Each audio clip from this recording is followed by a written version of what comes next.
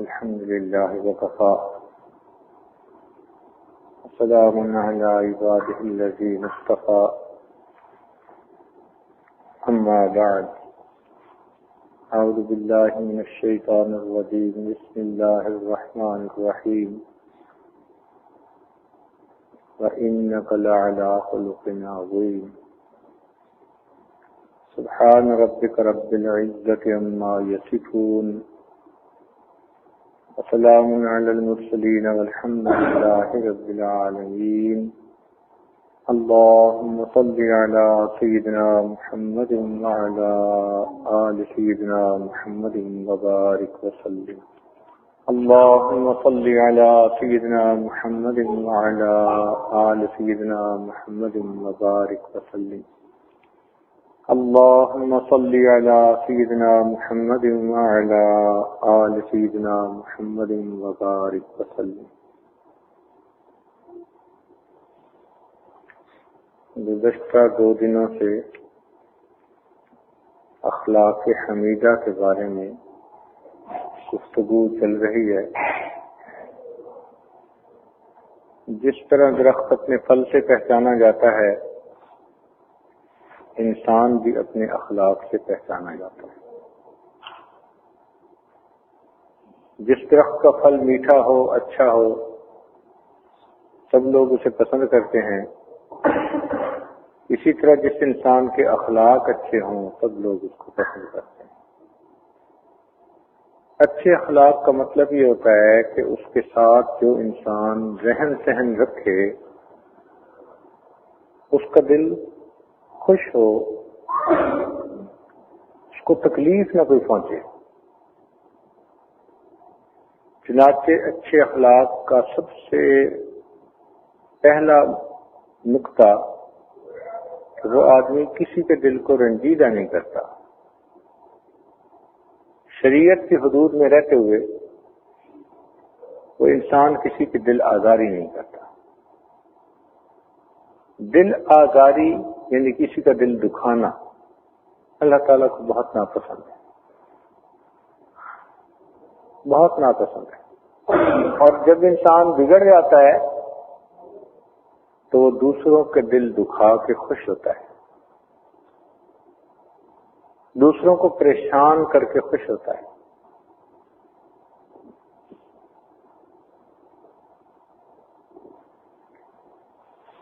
اور جب انسان کو اچھے اخلاق نصیب ہوتے ہیں تو وہ دوسروں کو خوش کر لیتا ہے، اپنے اوپر پریشانی اٹھا لیتا ہے. اس کو ایثار کہتے ہیں. وَيُؤْثِرُونَ عَلَىٰ أَنفُسِهِمْ وَلَوْ كَانَ بِهِمْ خَصَاصَةٌ، کہ وہ لوگ دوسروں پر ایثار کرتے ہیں حالانکہ وہ اس بات کے خود بھی محتاج ہوتے ہیں.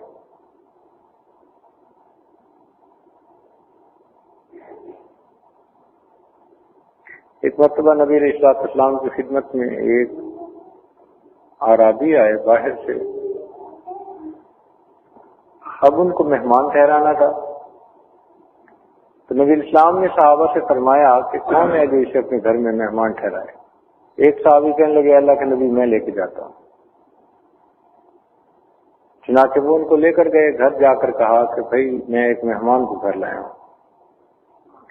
گھر والوں نے کہا کہ ایک آدمی کا کھانا ہے، وہ آپ کھائیں، بچے کھائیں، یہ مہمان کھائیں. اب میاں بیوی دونوں سوچنے لگے کہ یہ تو مہمان ہے، ہم کیسے کریں؟ خاوند نے کہا میرا تو گزارا ہو جائے گا، بچوں کا کیا کریں؟ اس نے کہا بچوں کو پھر میں بہلا کے سلا دوں گی، مہمان کو کھانا کھلا دیتے ہیں. نتیجہ کیا ہوا کہ بچوں کو تو بہلا کے سلا دیا گیا اور مہمان کے لیے کھانا تیار کر دیا گیا. اب میاں بیوی نے آپس میں یہ مشورہ کیا کہ ہم ایسے کریں گے کہ جب مہمان کے سامنے کھانا رکھ لیا جائے گا تو بیوی چراغ کو ٹھیک کرنے کے بہانے اس کو بجھا دے گی تو اندھیرا ہو جائے گا. اس اندھیرے کی وجہ سے مہمان کو کیا پتا کہ میزبان کھا بھی رہا ہے یا نہیں کھا رہا. تو میزبان نے کہا کہ میں ویسے ہی ساتھ بیٹھا رہوں گا، پانی پی لوں گا، ہاتھ کو ایسے حرکت دے لوں گا کہ دوسرے بندے کو یہ محسوس ہو کہ میں بھی کھانا کھا رہا ہوں. تو مہمان پیٹ بھر کے کھا لے. چنانچہ ایسے ہی ہوا. مہمان کے سامنے کھانا رکھا گیا، بیوی نے چراغ ٹھیک کرنے کے بہانے بجھا دیا اور خامن تو ویسے ہی بیٹھا رہا، کبھی ہاتھ اس طرح آگے کرتا جیسے لقمہ توڑ رہا ہو اور منہ تک لے جا رہا ہو، لیکن حقیقت میں وہ کھا نہیں رہا تھا. مہمان نے پیٹ بھر کے کھا لیا، اس کے بعد روشنی جلا دی گئی. اب حالانکہ وہ زیادہ مستحق تھے کہ وہ کھانا خود کھاتے، لیکن اس کو ایثار کہتے ہیں کہ دوسرے کی خاطر قربانی کرنا. چنانچہ ایک مرتبہ سیدنا حسن اور حسین رضی اللہ تعالی عنہما دونوں بیمار ہو گئے. بخار کافی دیر تک، کئی دنوں تک رہا، اترتا ہی نہیں تھا. جب دونوں شہزادے اتنے بیمار تو سیدہ فاطمہ الزہرا رضی اللہ تعالی عنہا نے اور حضرت اللہ عنہ نے ایک نظر مانی، منت مانی کہ یہ دونوں بچے ٹھیک ہو گئے تو ہم 3 دن روزہ رکھیں گے. ماں باپ کی شفقت ہوتی ہے، ان کے بچوں کا دکھ دیکھا نہیں جاتا. اللہ تعالیٰ کی شان کے اللہ نے صحت عطا فرما دی. اب روزے رکھے.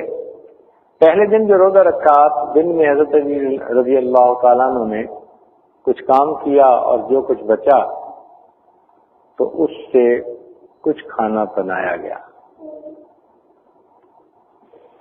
جب افطاری کا وقت آیا تو دروازے پہ دستک ہوئی. پوچھا کون؟ کہنے لگا میں ایک مسکین ہوں، بہت بھوکا ہوں اور میں اس لیے اس دروازے پہ آیا ہوں کہ مجھے کچھ نہ کچھ ملے گا. آپس میں مشورہ کر کے حضرت علی رضی اللہ تعالیٰ عنہ اور سیدہ فاطمہ الزہرا رضی اللہ تعالیٰ عنہ نے اپنا کھانا اٹھا کر اسے دے دیا، خود پانی سے افطار کر لیا. اب دوسرا روزہ پھر پانی سے رکھ لیا. دن میں حضرت اللہ عنہ نے پھر کام کیا، پھر اتنا کچھ بچا کہ کھانا بنا. جب افطاری کا وقت قریب آیا تو دروازے پہ دستک ہوئی. پوچھا کون ہے؟ کہنے لگے میں یتیم مدینہ ہوں، اس لیے آیا ہوں کہ مجھے کچھ کھانے کو مل جائے گا. وہ اس کو دے دیا.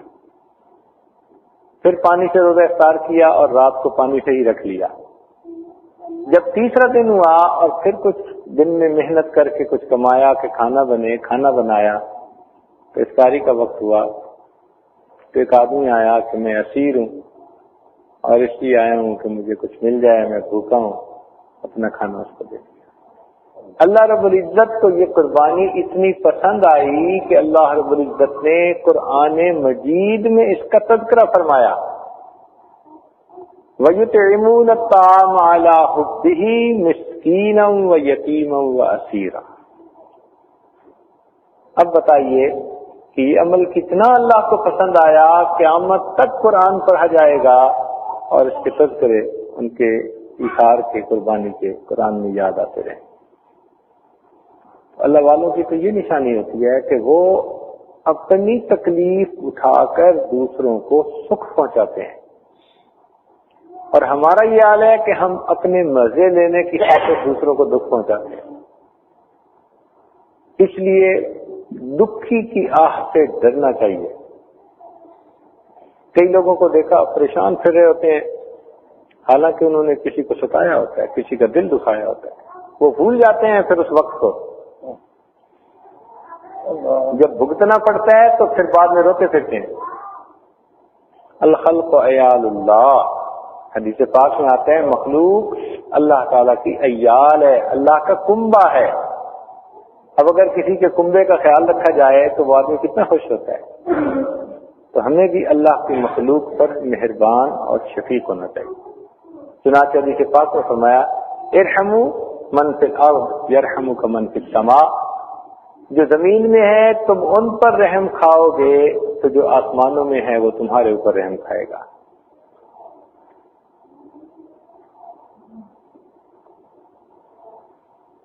تو اللہ کے بندوں کو سکھ پہنچانا. ابراہیم ادم رحمۃ اللہ علیہ کا واقعہ بہت مشہور ہے. بادشاہ تھے وقت کے. ایک رات آنکھ کھلی تو دیکھا کہ بڑا نور ہے اور دو بندے بیٹھے کچھ لکھ رہے ہیں. یہ ایک بندہ بیٹھا کچھ لکھ رہا ہے. پوچھا کہ کون ہے؟ اس نے کہا میں فرشتہ ہوں.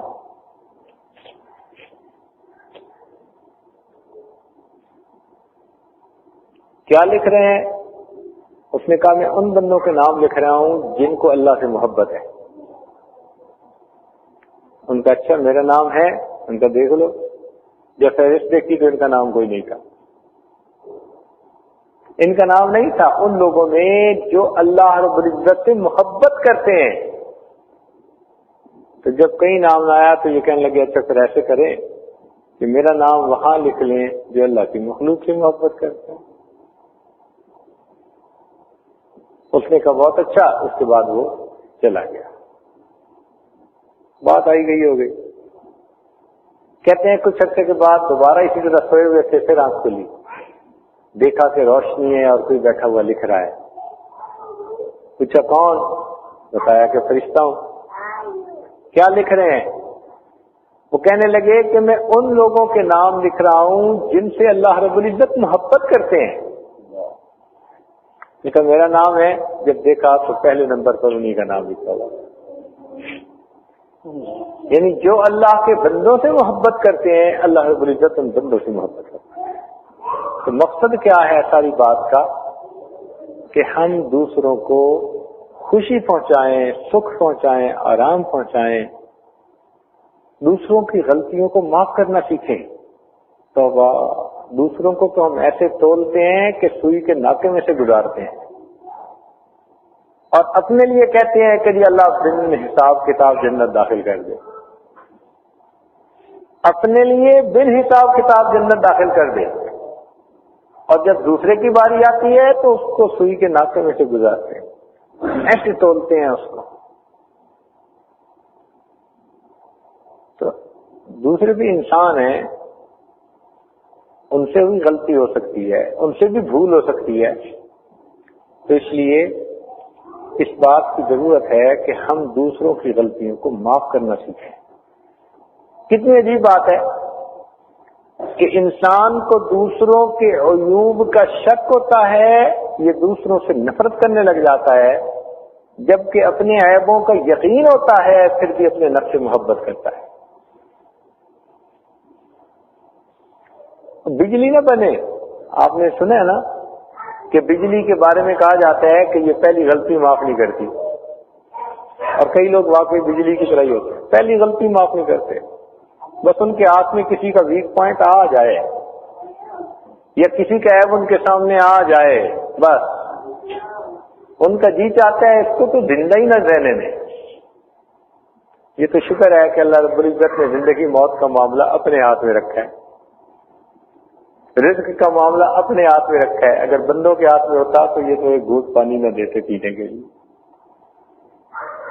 تو ماحول معاشرے میں ہم نے سب نے مل کے رہنا ہوتا ہے, اور مل کے رہنے کا کیا مطلب؟ ایک دوسرے کی غلطیوں کو معاف کر دینا, کوتاہیوں سے درگزر کر دینا, ایک دوسروں کے عیبوں کی پردہ پوشی کرنا.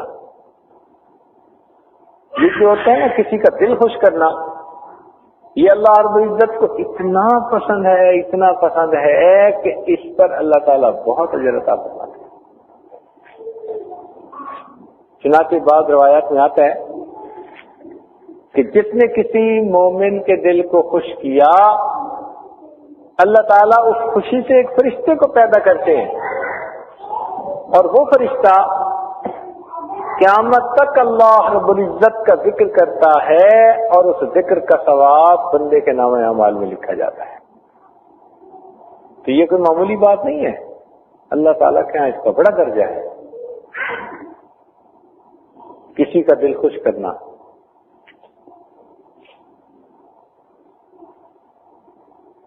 کہ کتابوں میں تو یہاں تک لکھا ہے کہ ایک عورت تھی جو بہت ہی گناہگار اور خطاکار تھی،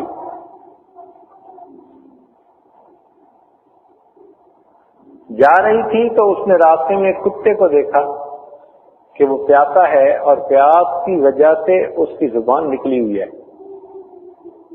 اس عورت نے چاہا کہ میں کتے کو پانی پلاؤں تو اس کے لیے کوئی انتظام نہیں تھا۔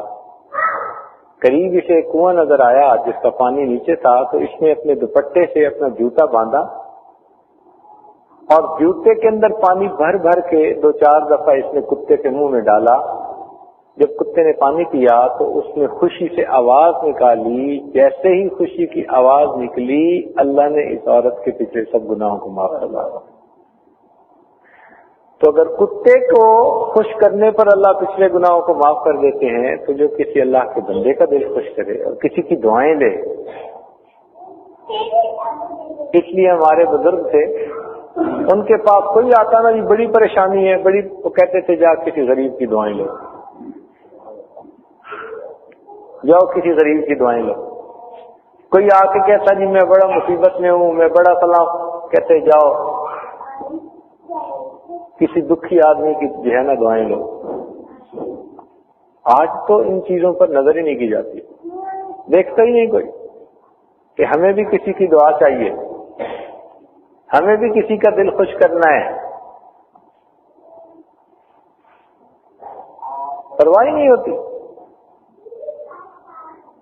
لوگوں کے حقوق غصب کرتے ہیں، پرواہ نہیں، یوں سمجھتے ہیں کہ جیسے مکھی بیٹھی تھی اڑا دی۔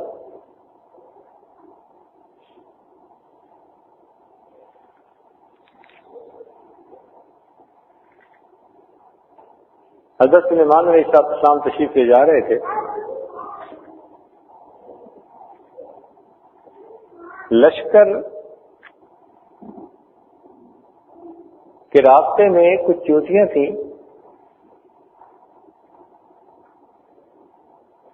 تو وہ چیونٹیاں ایسی جگہ پر تھیں کہ لشکر اگر آتا تو یہ چیونٹیاں ان کے پاؤں کے نیچے آ جاتی۔ ان میں سے ایک چیونٹی جو تھی نا، اس نے دوسری چیونٹیوں کو کہا یا ایھا النمل ادخلوا مساکنکم، اے چیونٹیوں، سلیمان علیہ السلام کا لشکر آ رہا ہے، اس لیے تم کسی دل کے اندر چلی جاؤ، کسی سوراخ میں چلی جاؤ، ورنہ تم ان کے پاؤں کے نیچے آ کے کچل دی جاؤ گے۔ فتبسم ضاحکا من قولها، سبحان اللہ۔ اللہ تعالیٰ کو اس چیونٹی کی خیر خواہی جو اس نے دوسریوں کے ساتھ کی اتنی پسند آئی کہ اس واقعے کا تذکرہ قرآن مجید میں کیا اور ایک سورت کا نام النمل، چیونٹی کے اوپر رکھا، یعنی سورت کا نام النمل، چیونٹی۔ تو اگر ایک چیونٹی خیر خواہی دوسری چیونٹیوں کی کرتی ہے، وہ چیز اللہ کو پسند آئی، اللہ نے اسے قرآن کا حصہ بنا دیا، تو اگر کوئی انسان دوسرے انسان کی خیر خواہی کرے گا تو وہ اللہ کو کتنا پسند آئے گا۔ حتی الوسع کوشش یہ ہونی چاہیے کہ دوسروں کو انسان خوش رکھے۔ اس لیے 3 باتیں یاد رکھنا، اگر کسی کا دل خوش نہیں کر سکتے تو کسی کا دل دکھی بھی نہ کرنا، کسی کی تعریف نہیں کر سکتے تو کسی کی غیبت بھی نہ کرنا۔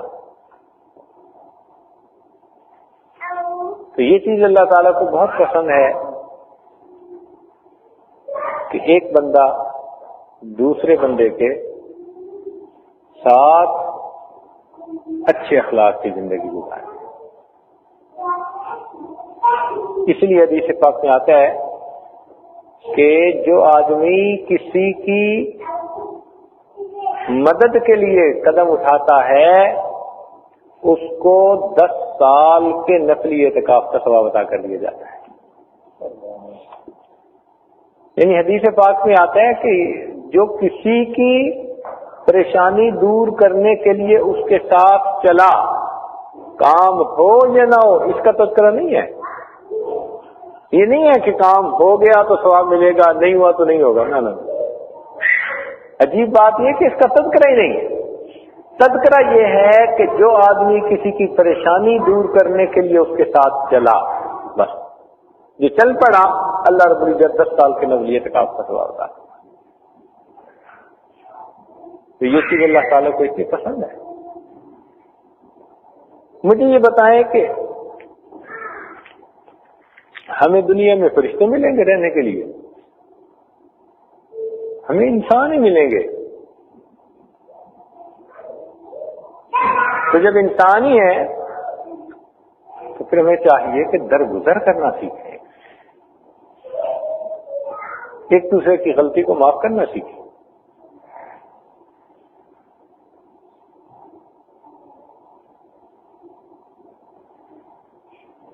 ایک دوسرے کے ساتھ مل جل کے رہنا سیکھیں۔ فارسی کا شعر ہے، شنیدم کے مردان راہ خدا، دل دشمنا ہم نہ کردند تنگ، سرا کے میسر شبد ہی مقام کے بعد دوستاں ہست پیکار ہیں۔ کہ میں نے سنا ہے کہ اللہ والے وہ تو غیروں کے دلوں کو بھی دکھ نہیں دیا کرتے، تجھے یہ مقام کہاں سے نصیب ہوا؟ تو اپنوں کے ساتھ برسر پیکار ہے، اپنوں سے جنگ ہوئی ہے، اپنوں سے جنگ۔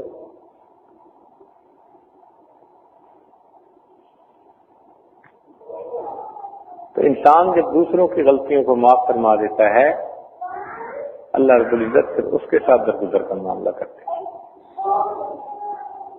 اچھے اخلاق، نبی علیہ الصلوۃ والسلام کے یہ اخلاق تھے۔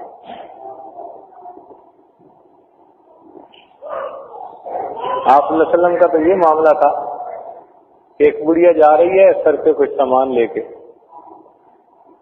تو پوچھا کہ اماں کہاں جا رہی ہیں؟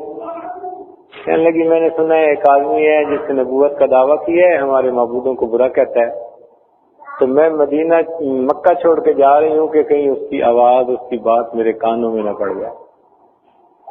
میں نے سنا ہے کہ وہ بڑا کوئی جادوگر ہے اور جو اس کی بات سنتا ہے وہ اسی کی بات مان لیتا ہے۔ میں ساری عمر اپنے باپ دادا کے دین سے رہی ہوں، میں اب چاہتی ہوں کہ شہر ہی چھوڑ کے چلی جاؤں، کہیں باہر جا کے رہ لوں گی۔ اللہ کے محبوب فرماتے ہیں کہ اچھا پھر اپنا سامان مجھے دے دیں، میں آپ کو سامان باہر پہنچا دیتا ہوں۔ آپ نے اس کا بوجھ سر پہ اٹھا لیا اور اس کے ساتھ چل پڑے، اور وہ بڑھیا راستے میں نصیحت کرتی جا رہی ہے کہ دیکھنا تو اس بندے کی بات نہ ماننا، اس کے پاس کبھی نہ جانا، باپ کے دین کو نہ چھوڑنا، اور لات اور منات کی پوجا جو ہے نا اس کو نہ چھوڑنا، اور آپ خاموش۔ جس جگہ وہاں پہنچے اس کا سامان اتارا، واپس آنے لگے، تو وہ بڑھیا کہتی ہے کہ نوجوان بچہ تو بڑا ہی اچھا ہے، تو ذرا اپنا نام تو بتا، میں کبھی اگر مکہ آئی تو میں تجھے آ کے ضرور ملا کروں گی۔ جب اس نے پوچھا تو اس وقت بتایا کہ اماں جس کو اب تک آپ برا بھلا کہتی رہی ہیں وہی میرا نام محمد ہے۔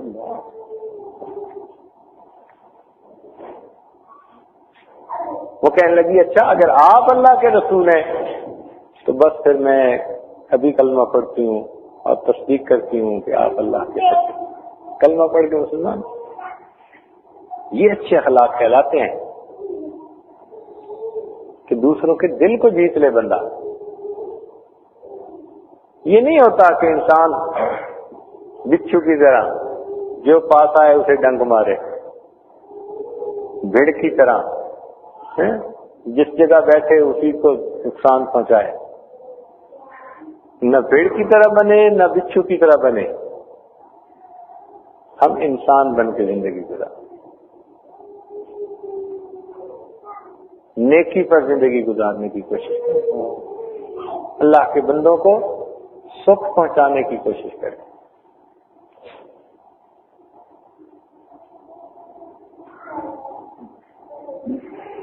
اور جب ہم اللہ کے بندوں کو سکھ پہنچائیں گے تو اللہ تعالیٰ تو فرما رہے ہیں کہ اگر تم زمین والوں پر رحم کرو گے، یرحمک من فی السماء، جو آسمان والا ہے وہ پھر تم پر رحم فرمائے گا۔ تو اس لیے اس چیز کو ذہن میں رکھیں، اس چیز کو ذہن میں رکھیں کہ دوسروں کے دل کو خوش کریں ہر ممکن کوشش ہو کہ دوسرے ہماری وجہ سے راحت پائیں، ہم اپنے پہ تکلیف اٹھا لیں، دوسروں کو پہنچا لیں۔ صحابہ رضی اللہ تعالیٰ عنہ کا یہ حال تھا کہ ایک مرتبہ حضرت عمر رضی اللہ عنہ تشریف لائے تو دیکھا کہ حضرت ابوبکر صدیق رضی اللہ عنہ کے پاس ایک رجسٹر رکھا ہوا ہے اور اس میں نام لکھا ہوا ہے کہ فلاں معذور ہے، فلاں بوڑھا ہے، فلاں ہے، ان کا یہ کام کرنا ہے، اور آگے جس جس کے ذمے وہ کام لگا ہوا تھا ان کا نام لکھا ہوا ہے۔ ایک جگہ ایک بڑھیا کا نام لکھا ہوا تھا کہ یہ بیوہ ہے، بڑھیا ہے، اس کا خدمت کرنے والا کوئی نہیں، اور آگے کسی کا نام بھی کوئی نہیں لکھا ہوا تھا۔ حضرت عمر رضی اللہ عنہ نے جب یہ سنا پڑھا تو آپ نے دل میں نیت کر لی کہ چلو اس کے گھر کا کام کاج میں کر دوں، اس کے گھر کا کام کاج میں کر دوں۔ چنانچہ آپ نے اس کا نام دیکھ لیا کس محلے میں، کس گلی میں ہے۔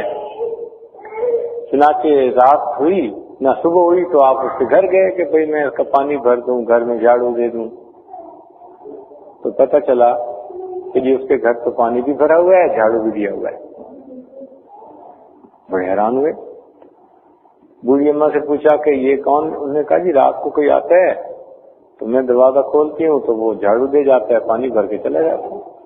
اچھا، اگلے دن تہجد پڑھ کے پہنچ گئے، جب تہجد پڑھ کے پہنچے تو دیکھا پھر جھاڑو دیا ہوا ہے، پانی بھرا ہوا ہے۔ وہ بھی پھر عمر بن الخطاب سے کہنے لگے اچھا۔ اب تیسرے دن انہوں نے عشاء کی نماز پڑھی اور وہاں جا کے بیٹھ گئے راستے میں، کہنے لگے اب دیکھتا ہوں کون آتا ہے۔ جب رات گہری ہو گئی، اندھیرا ہو گیا، ہر طرف خاموشی، لوگ سو گئے، اس وقت کیا دیکھتے ہیں کہ کوئی آدمی آ رہا ہے، اوپر چادر لی ہوئی ہے اور ننگے پاؤں آہستہ آہستہ چلتے ہیں، جوتے بھی نہیں ہیں۔ تو جب یہ دیکھا تو حضرت عمر رضی اللہ عنہ اٹھے اور کہنے لگے من انت، تو کون ہے؟ تو آگے سے ابوبکر صدیق رضی اللہ عنہ نے جواب دیا کہ میں امیر المومنین ابوبکر صدیق ہوں۔ حیران ہوئے، امیر المومنین آپ رات کے وقت، آپ کے تو پاؤں میں جوتے بھی نہیں ہیں؟ فرمان لگے ہاں میں نے جوتے اس لیے اتار دیے ایسا نہ ہو میرے جوتوں کی آواز کی وجہ سے کسی کی نیند نہ کھل جائے، میرے جوتوں کی آواز کی وجہ سے کسی بندے، کسی سوئے ہوئے کی نیند نہ کھل جائے، میں نے جوتے بھی اتارے۔ یہ ہوتے ہیں اچھے اخلاق۔ آج ایسے اخلاق کا تو ہم تصور بھی نہیں کر سکتے۔ حضرت عبداللہ ابن عباس عنہ کا ایک واقعہ ہے کہ ایک مرتبہ عصر کی نماز کا وقت ہو گیا اور قریب تھا کہ اقامت کہی جاتی، نماز کھڑی ہو جاتی، کہ جب لوگ کھڑے ہونے لگے تو یوں محسوس ہوا کہ کسی کا وضو ٹوٹ گیا، یوں محسوس ہوا۔ اب صاف ظاہر ہے کہ بھئی باقی لوگ صفوں میں کھڑے ہوتے اور جس کا وضو ٹوٹ گیا وہ جا کے وضو کرتا۔ تو عبداللہ بن عباس عنہ آگے بڑھے اور کہنے لگے اللہ کے محبوب اگر اجازت ہو تو ہم سب دوبارہ نہ وضو کر کے آئیں۔ آپ نے فرمایا بہت اچھا۔ سب لوگ گئے، دوبارہ وضو کر کے آئے تاکہ جس کا وضو ٹوٹا اس کو شرمندگی نہ اٹھانی پڑے۔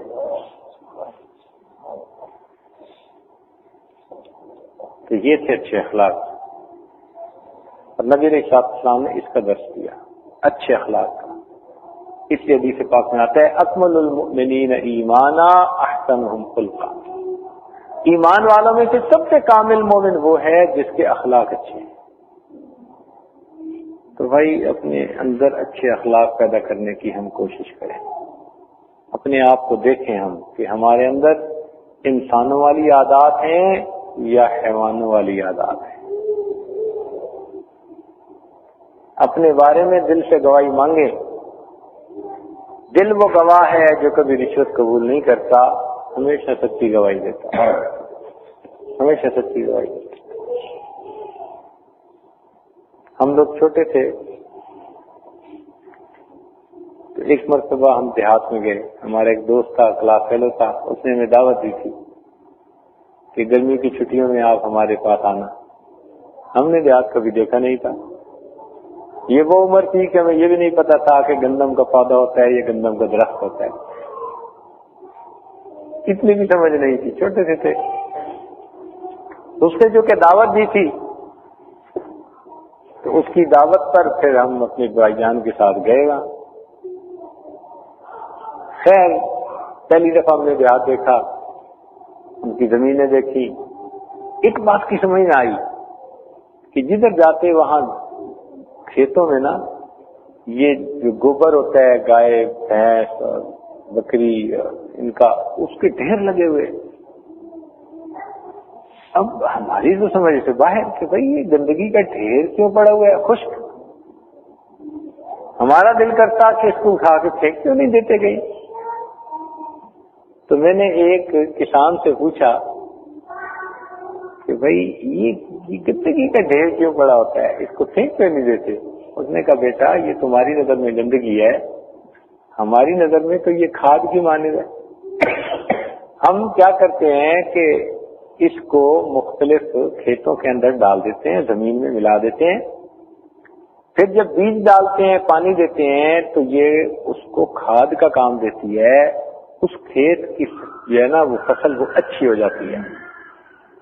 تو اس وقت تو خیر چھوٹے تھے، بات سمجھ آئی یا نہ آئی، لیکن اب کبھی سوچتے ہیں، حیران ہوتے ہیں کہ انسان جس کو ہم گوبر کہتے ہیں، گندگی کہتے ہیں، نجاست کہتے ہیں، اس گندگی اور نجاست کو جب کسی کھیت میں رکھا گیا تو اس نے اس کھیت کے فصل کو فائدہ پہنچا دیا، تو انسان ہو کر اگر اپنے ساتھی کو فائدہ نہیں پہنچا سکتا تو گوبر اور گند سے بھی گیا گزرا۔